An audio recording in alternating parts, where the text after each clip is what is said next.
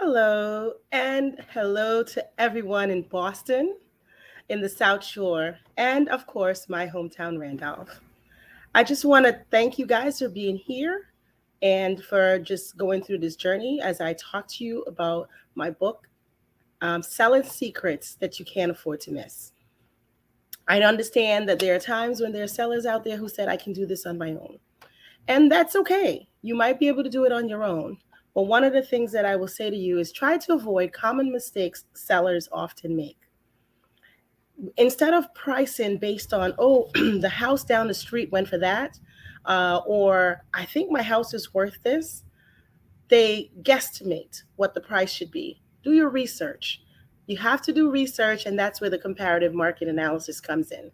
So don't price based on what you think it should be worth or what the house down the street went for, because is the house down the street need work? Because you might price less because the house down the street might need work, and so they priced it lower. Does the house down the street have more updates than yours? So you might price it a little too high because you're pricing it based on the house down the street that had all these upgrades. So you need to do some homework, right? Hiring a realtor will help you with those ideas and help you make some of those, help you to avoid some of those mistakes because they'll do the comps and everything with you. You want to make sure that once you put the house on the market, a lot of times what happen is I've had this happen to me where a seller gets an offer and it's a great offer. And they're figuring, oh, I got that so quickly. Maybe I can get more. Please do not say no to those because those first offers are typically the best offers. And so you might have those blues where you're like, oh my gosh, maybe I shouldn't accept that. Maybe I should wait and see what else I can get. Don't get caught up in that. The best prices are usually the first prices. A lot of times sellers will say, well, I'm going to price the house high. I'm going to price it high and I'm going to see what I can get, right? Instead of, if it doesn't sell, I'll lower the price. But again, I keep going back to the first 2 or 3 weeks is really important because if you put the price of the house too high, buyers will not come in and the house will sit, and then you're like lowering the price and lowering the price, and then they start thinking about, um, why is the house sitting. That's another thing that a lot of sellers will do. They will price it high with the idea that they know they're open to dropping the price. They're like, oh, we'll drop the price if it doesn't sell. We know we're going to do that.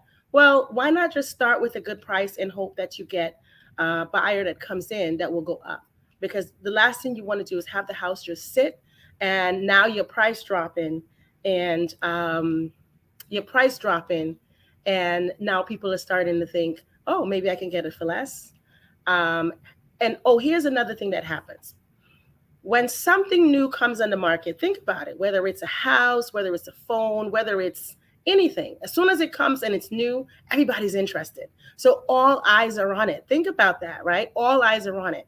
When all eyes are on your house, when it hits the market, you want it to be priced right. We talked about that's a mistake that a lot of sellers make, is that they either want to price it, and wait and see with a kind of wait and see attitude, or they price it just too high just because they think that's what it's worth, right? And so you want to make sure that you're not doing that. You're not falling into those traps. Ah, here's another thing that I know a lot of sellers do. Well, my house is for sale. There's an open house. I want to stick around and I want to see and hear what people are thinking about. It's called hovering. You don't want to stay in the house and hover. I always tell my sellers, plan a lunch or something like that. Plan some time away from the house. Give people enough room. Because believe it or not, people can kind of tell based on the way you are and the way you're walking around the house if it's your home. And the last thing you want them to do is start asking you questions about the house. Because if they sense that it's your house, they'll start asking you questions. Next thing you know, you start getting to know the buyer. That's another mistake. You don't want to get too emotionally involved with the buyer, because if you're too emotionally involved, you might say, well, maybe I can work with them. You want it to be strictly by the numbers. So you want to make sure you're not hovering, you're not getting to know the buyers, you're making it non-personal. If you are selling a house by yourself, well, you have to be there and they know it's you. but leave the space and give them time to walk around. Because what's happening is when you're not physically with them, they start personalizing the house for themselves. But when you're there, when the seller is there, it is intimidating.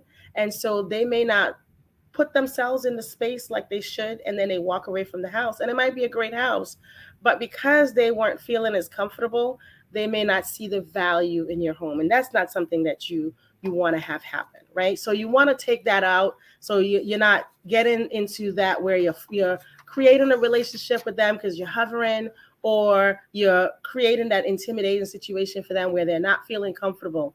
And those are some of the mistakes that sellers will make if they're trying to sell it for themselves, because they're like, becoming. And sometimes some of these buyers are very savvy. They go in and they want to get to know you. They want to be personal. So you get to like them and you're like, I really want to sell to them. And next thing you know, you're lowering your price because you really like this person. And, I think they would be a great fit for my house, and the emotional attachment. Stay away from that. You want to make sure you're staying away from that. You also want to make sure that you're staying away from buyers that are not qualified. Someone comes to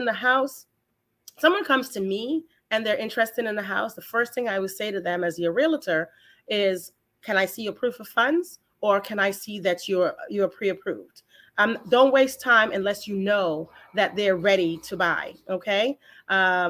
Because they'll have conversations, waste your time, and then next thing you know, they're like, oh, not interested. And then you later learn they weren't even qualified to buy your house, and stuff like that. So just make sure that you are not spending time with buyers who are not qualified to purchase your home.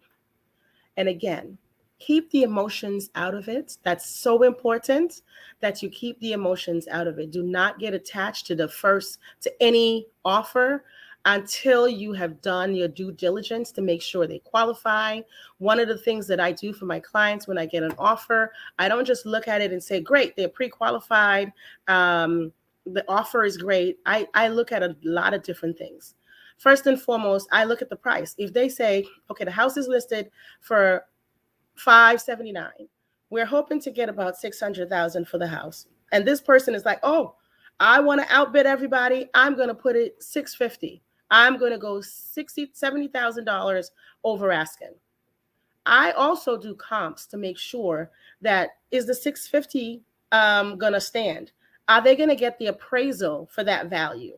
If they have cash, like if they're putting down a large down payment and they're willing to waive the appraisal, no problem. We can do that.